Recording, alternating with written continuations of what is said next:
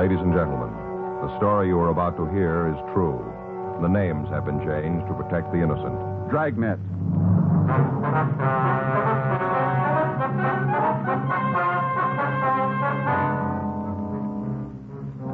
You're a detective sergeant.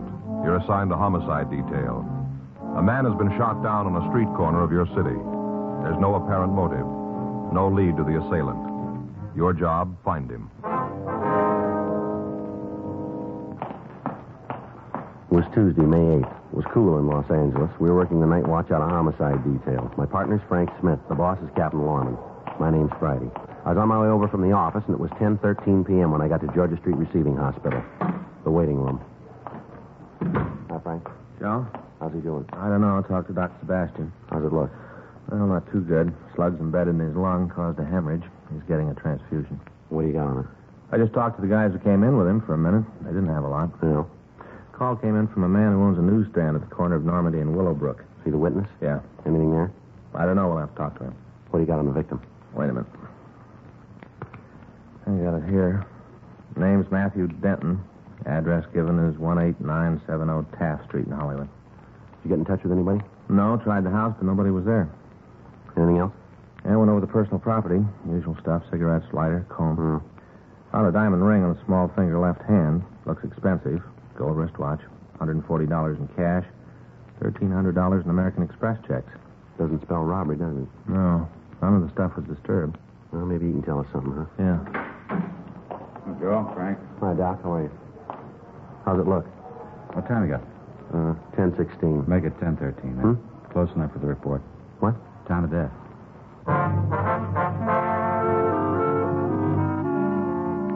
Matthew Trevor Denton, WMA, 31 years, 5'9", 164 pounds, had stopped living at 10:13 p.m. on May 8th. We didn't know who he was or why he died. Before we left the hospital, we put in a call to Denton's address, but we got no answer. We checked the name and description through R&I. There was no record on the dead man. At 10:48 p.m., we left Georgia Street and drove over to the scene of the shooting, where we talked to the witness, Andrew Cates. Right over there is where it happened. The bus stop. Uh-huh. I was standing right here. Right here. Mm-hmm. I saw the whole thing happen. Yes, sir. About what time was that, Mr. Cates? Oh, I guess it was 9:30 or so. I see. I was just standing here, and bang, bang, 2 shots. Did you see what led up to the shooting? Well, what do you mean, let up? Well, I mean, did you see what happened before? Oh, yeah, whole thing. Uh-huh. Would you tell us about it? Sure. All right. Go ahead. Well, one of those nights where just nothing went right, you know what I mean. Uh-huh. I started off with my wife burning the coffee. I wouldn't think a person could do that, would you? Burn the coffee? Shall I go ahead? I had a big argument before I left home. I just started off that way. Yes, sir. Got down here and took over. About what time did you open the stand, sir? Oh, I 7:30 in the morning. Try to get breakfast business, you know. People on the way to eat. Stop off for early paper. I see. I try to get them. All right. I open her up in the morning, and then there's a school kid takes over for me about 3 in the afternoon. He's here around 6:30 when I come back from supper. I see. That's when she burned the coffee. Night supper. All right. You want to tell us about the shooting? Oh, sure. Kind of hard, you know. This is the first time for me. How's that? Well, it's the first time I've ever been a witness. First. I see. What time did you first see the victim? Man who was shot? Yes, sir.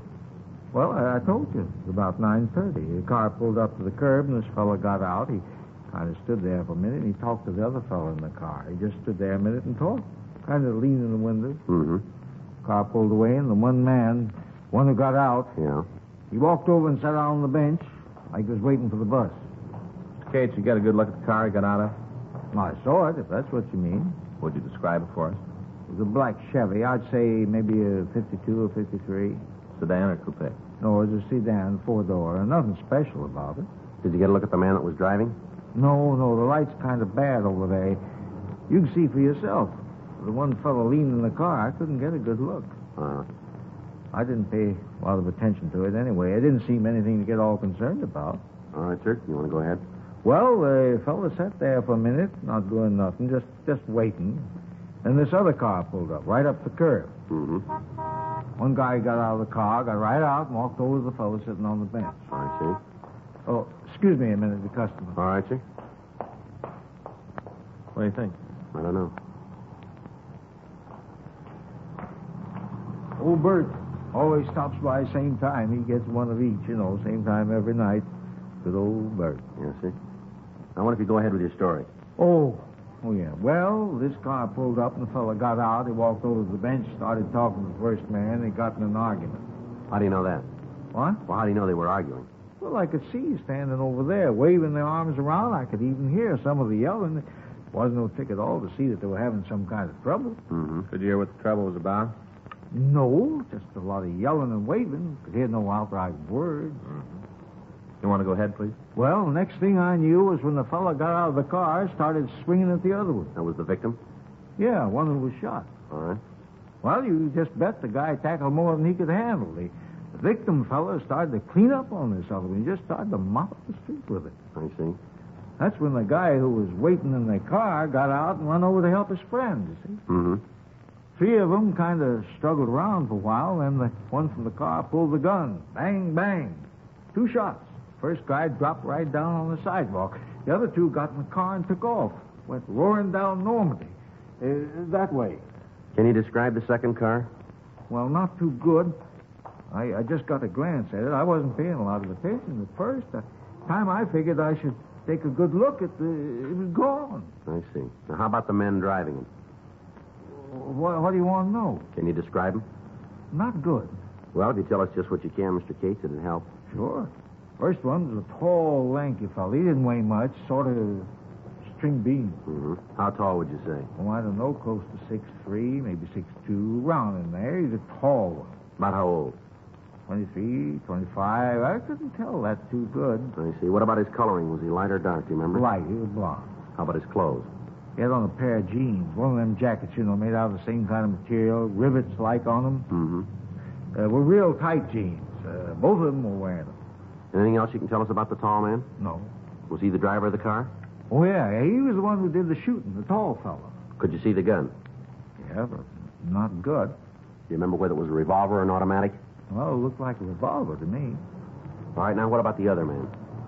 He was shorter than the first one. No runt, but, shorter. Guess anybody would look small next to him. About how tall was he? Always about 5'9", 5'10". Give a couple, take a couple. All right. How was he built?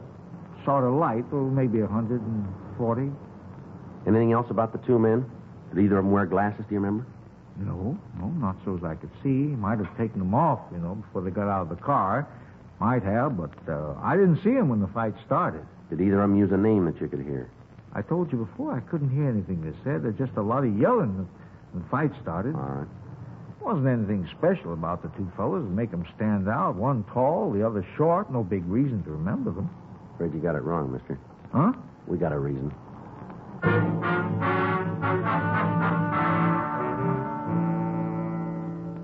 We made arrangements for Andrew Cates to come down to the office and look through the mug books. The rest of the neighborhood was checked again, but we were unable to find anyone else who'd witnessed the shooting. While we'd been talking to Cates, a team of detectives from Homicide Detail had gone out to the victim's house. They didn't find anyone at home, but when they spoke to the neighbors, they were told that Matthew Denton's wife was in a hospital. Frank and I checked with her doctor and found out that she was in the maternity ward. He recommended that we delay talking to the woman as long as possible since she was in a weakened condition. From the hospital records, we found that Denton was employed by an advertising agency. We checked with the nurses on duty and found that he'd left the hospital with another man. They gave us a description of him, but they were unable to identify him for us. We asked that they call the office in the event the man returned to the hospital. Frank and I went back to the office and checked out. The next morning, Wednesday, at 8:40 a.m., we were back in the squad room. Yes, sir. You looking for somebody? I'd like to see somebody about this story in the paper. Which one is that, sir? About the shooting last night, corner Normandy and Willowbrook. All right. What is it you want to talk about? Are you the officers handling the case? Yes, sir. My name's Sterling Hall. I think maybe I can help you out. All right. Want to have a seat, Mr. Hall? Sure here, thing, right here's thanks. fine. Sit right here. Thank you. It's my partner, Frank Smith. My name's Friday. How do you do, Mr. Smith? All right. What do you got? Well, it says here in the paper where Denton left the hospital with the man. It says you're looking for him. That's right. Well, you don't have to look no further. I'm him. You were with Denton last night, were you? Just said that. All right. How long were you together? Till about 9:30. They dropped him off at the bus stand right where he was shot.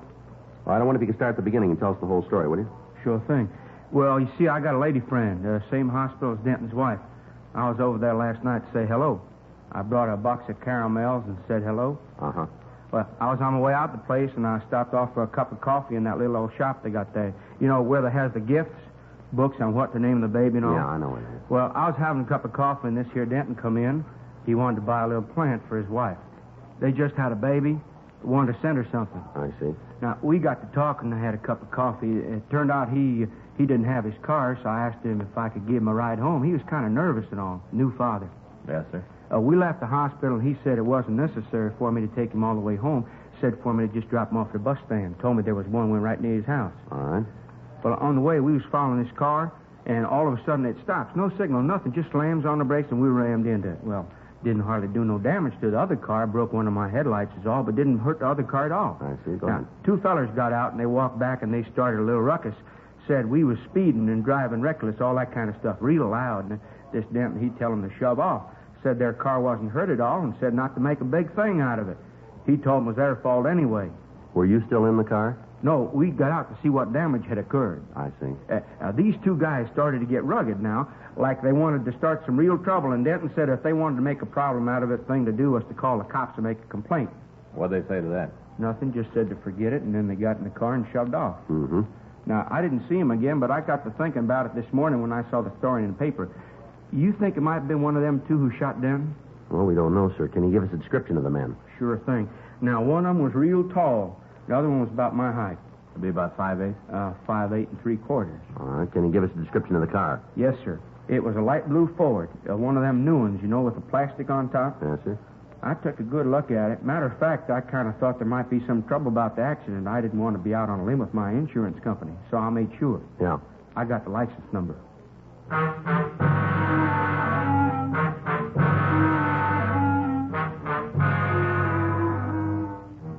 Well, I got a complete description of the two men. Frank checked DMV on the license number.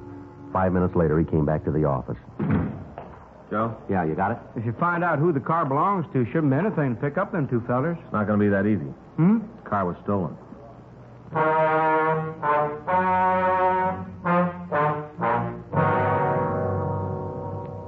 Before Frank and I left the office, we made arrangements for Sterling Hall to check the mug books in the hope that he might be able to identify the suspects. At 11:20 a.m., we drove over to talk to the registered owner of the stolen car. He told us that the vehicle had been taken from a parking lot the day before and that he'd made an immediate report on it to the police. Additional broadcasts were gotten out on the automobile and on the suspect. That afternoon, we drove over and talked to the victim's wife. She told us that the money and the express checks Denton had been carrying were for the payment of the hospital and the doctor bills. We questioned her about her husband's friends and associates. Although we had the story given us by Sterling Hall, it seemed unlikely that the man was killed as the result of an argument over a minor traffic accident. We spent the rest of the day interviewing people who knew the victim. From them, we learned that Denton was well-liked and he was respected. He took an active interest in neighborhood clubs and events. The more we went into his background, the more convinced we became that he'd been killed by the men in the stolen Ford. 2 days passed. On Saturday, May 12th, the vehicle was found abandoned. A stakeout was placed on it, and when no one approached it, the crew from Leighton Prince went over the car. They found several partial fingerprints, but not enough for classification. The prints were photographed and held for evidence. Frank and I continued to work on the killing. A month went by without additional information turning up. On Tuesday, June 19th, we got a call from burglary detail. Yeah, No, nothing. Where'd he come from? Well, it might check out. No, we'll pick him up. Yeah. Okay, right, thanks. Mac over in burglary. Yeah? He says he just picked up a guy for receiving. Uh-huh. Tried to make a deal. Said if he got a break, he might be able to help us clean up something. Say what it was? Yeah, he did. The Denton killing.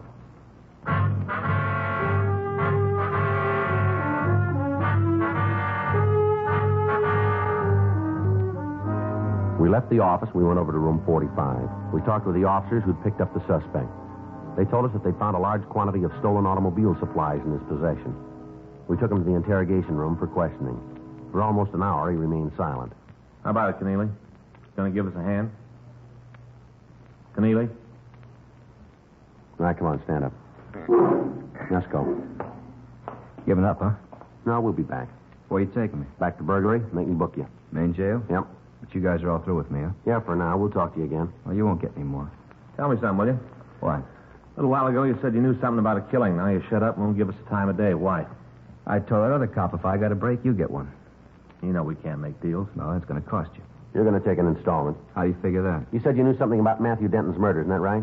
I don't remember that far back. We do, and we can prove you did. You're up on a receiving rap now. That's bad enough. But if we can tag you withholding information, we'll make you as an accessory after the fact. You mean you'll try? I think we'll make it. Well, from here, it's got another color. Well, let's see how it comes out, huh? Come on, let's go. Down this way. I know. What's a tab for being accessory? 5 years. Okay, let's go back. Huh? I'll tell you all about it.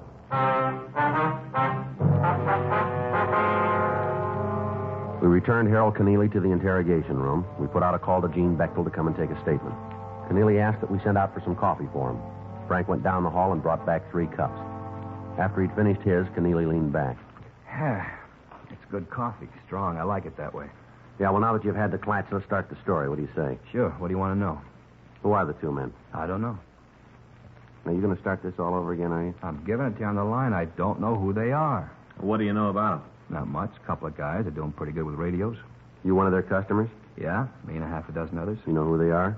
Well, you're not going to get the names. All right, let's get back to 2 men. Why do you think they had something to do with Denton?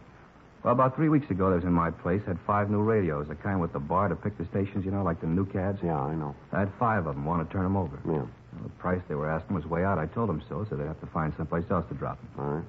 Told me there was a beef, they had to get out of town, said they needed the money to swing it. Well, still doesn't add up to Denton's killers, does it? Well, it will. All right, come on, tell us. Well, I went out of the office for a couple of minutes, told them I had to make a phone call. Yeah. I got a mic hidden in the room, found out it helps in business once in a while. I turned it on and listened to the guys talk. Go ahead. They were yakking about some guy that got shot. The big fellow was saying there wasn't no other way to handle it. Said that he didn't like it either, but there just wasn't any other way. Big thing then was to get some money and just beat town. Mm-hmm. I waited outside for a couple more minutes, but they didn't say anything, so I went back in. I told them I couldn't swing the radio deal. What'd they do then? Well, they said they had to dump him someplace. If I couldn't take him, they'd find somebody who would. Told them to go ahead. And what do these guys look like? A couple of bums, one tall, the other short, wearing those jeans with the coats made out of the same cloth, you know. You had dealings with them before? Yeah, a couple of times. You know their name? No. All I know is the big one's called Dusty. I don't know the last part. How about the other one? Nothing there. Anything else about them? Now, they're both lushes. Yeah. The big one is Dusty, always got a flask on his hip. You mean a bottle, huh? No, a metal flask like they used in Prohibition. This one's all beat up, dented. It's all dirty. But I never seen Dusty without it. Both of them all the time nipping at it. All right. You know where these guys live? No, someplace downtown. They got a pad there. I don't know where it is, though. How do you know it's downtown, then? Well, I don't know for sure. It's just a guess. Did you ever hear either one of them say anything about a job? Not those 2. They never done a day's work in their lives. The only thing they're good at is lifting radios. They wouldn't work steady if stealing was legal. Is that all they take, radios? All I've ever seen. Guess they got a gimmick. Figure they can make a living with them. Why change? Mm-hmm. I guess they do pretty good. I don't know. I paid them enough times. All right, anything else you can tell us? No. They work with anybody else, do you know? Not that I've ever heard. How about close friends? None. They say when they'd be back to your place? No, they don't have a regular route. When they pick up some things, they come in. If they got nothing to sell, I don't see them. When'd you see them last? The time I told you about. They still around? Well, I don't know. Rumble says they are. I haven't seen them myself. You know where we can reach them? No, you don't make an appointment with them. You know if these guys have ever been arrested? Well, we never talked about it. Where they seem to feel about cops, though, you sure figure they feel. They from L.A., do you know? I don't think so. Never heard him say. Only done business with him a couple of times. We never got real buddy-buddy. Mm-hmm. They don't go that chummy set much. All right, Keneally. Anything more you want to tell us? I guess that's it. All right, come on. I want you to check the books. Yeah. Hey, can you spring another cup of that coffee? It's sure good. About the best I ever tasted. Hey, wait a minute. Yeah? There's one more thing about the guys you're after. All right. Take it easy with them. Like I told you, they're both lushes. I think they're off their rockers. Yeah, we'll watch it. Well, you better. They're packing heavy. Yeah. Any way you slice it, they're loaded.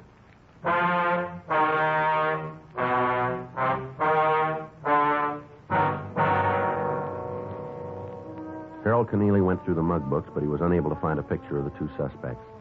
The name Dusty was checked to the moniker file without result. Information was forwarded to George Brereton up at CII Sacramento, and a supplemental APB was gotten out. We spent the rest of the day with officers from burglary detail going over reports. We found that they'd been working on a string of car radio thefts for the past several weeks. When we compared notes with them, it seemed more than possible that their 2 suspects were the same men we wanted for the killing of Matthew Denton. However, they were no closer to the men than we were. From the reports, we were able to figure that the pair was still in Los Angeles. That evening, we met with Captain Lorman, Captain Bernard, and Chief of Detectives Thad Brown. We worked out a system of rolling stakeouts that would cover most of the territory where the thieves had been working. 3 additional teams of men from burglary were assigned to help us, and on Wednesday, June 20th, the operation was started. For 3 days, there was no action. Thefts from autos continued. But when they were checked out, the method of operation used eliminated any suspects that we were looking for. On Sunday, June 24th, we got a call that a man answering the descriptions of one of the thieves had been seen in the vicinity of Beverly Boulevard and Elmwood Avenue. Frank and I left our position in the stakeout, and we drove out to the area. Should be a couple of more blocks. Yeah, we just passed Ridgewood Place. You better take it easy. Next block, we can start cruising. Yeah. See anything? No. Want to take a left here? All right. Doesn't look like it. Well, let's go up a couple more blocks. All right. Sure be a break if we nail him tonight. Yeah. A little rough on the study time. How's it going? Oh, I don't know, Joe. Times I don't think I'm ever going to make sergeant. What are you doing now? You mean studying? Yeah. Legal procedure. Well, you should know that. Well, the practical stuff, yeah. Putting it into legal language, it makes it rough on me. Yeah, I had the same trouble. I haven't been able to hit the books for the past week. Wait a minute. Yeah. No, nothing. Keep going. What'd you say? I said I hadn't hit the books. I missed a couple of lectures, too. Well, you're never going to make it that way. That's what Faith says. Wait a minute. Huh? Slow down. What do you got? Up there. See? Next block on the left. About 50 feet on the other side of the street line. I don't see anything. Looked to me like somebody trying to get into a car. I'm not sure. Well, let's check it. All right. Just up ahead there. Yeah. See anything? Well, looked like somebody on the other side. Better pull up. We'll take a look. Okay. All right, let's go. I'll cover the other side. Take it easy. If it's the one we want, they're heavy. All right. All right, mister, let's hold it right there. What? Stand where you are. You talking to me? That's right. What are you causing me trouble for? I didn't do nothing. We didn't say you did. How about it, mister? This your car? Certainly it's my car. Where'd you think it belonged to? You got the white slip? It's in the machine. It's right out in plain sight where it's supposed to be. You've been drinking, haven't you? Small wonder you officers don't do better at solving crimes. I had a couple, yeah. What's your name? I don't see how it's any business of yours. All I'm trying to do is get into my car. I'm not causing any trouble. What's your name? It's Kyle, Peter Kyle. You got the keys to this car? Matter of fact, I haven't. That's why I'm having so much trouble getting in. If I had the keys, I could just flip the door open and drive off. Frank, Yeah. Yeah, what are you doing? just want to see what you're carrying. Watch it, Joe. All right, mister, come on. Get up. What? I'm doing like you say I'm doing. Try it again, Frank. Yeah. Come on. Get your hands back. He's clean, Joe. All right. Turn around. I didn't mean to do it. I didn't mean to shoot. Yeah, sure. Honest, you gotta believe me. I didn't mean it. Come on down here under the light. All right, now stand still. Yeah, matches the description pretty good. Where's your partner? I didn't mean to do it. It was an accident. I just hit the guy. I just got in a fight with him. Dusty did the shooting. He did it. I didn't. I just got in a All fight. right, now calm down. Where is he? I knew you'd catch us. I knew it all the time. I kept telling Dusty we had to get out of town. We got to go. I kept telling him. All the time I was telling him. Well, where is he? Home. Where's that? He's the one who did it. I just got in a fight. Dusty's the one who shot, not me. Where do you live, mister? Down on 4th. That's where old Dusty is. Old, safe Dusty. He said we didn't have to leave. He said you'd never catch us. All right, let's go. Old Dusty is always right. Always knows what he's doing all the time. Never makes a mistake. Not old Dusty. Yeah, well, he made one this time, didn't he?